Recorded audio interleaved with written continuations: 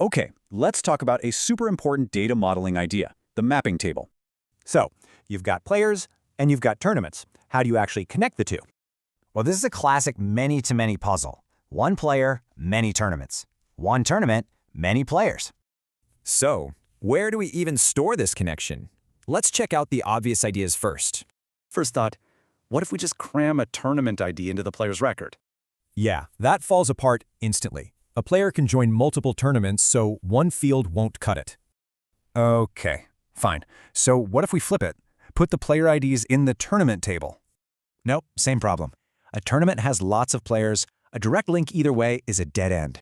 The answer? We need a special place just for the connections, and that's the mapping table.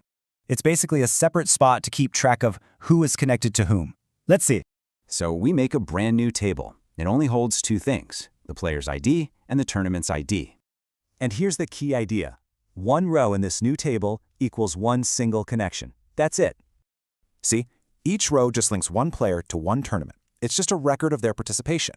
So now it's super clear. We can see exactly who joined which tournament with no mess. But wait, what about details about the connection? Like, when did a player join? Okay, here's our basic connection table again. It just links the two things together, right? We can just add more columns right here in the mapping table. So simple, it's brilliant. So why does this matter? Well, it's clean, super easy to query, and scales up beautifully.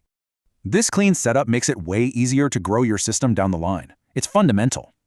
So in an interview, using this language shows you get how to model relationships, not just data points. All right, let's recap the big takeaways. A many-to-many relationship needs its own special connection table. Now that you get it, where else do you see this pattern? Think students in classes. It's everywhere.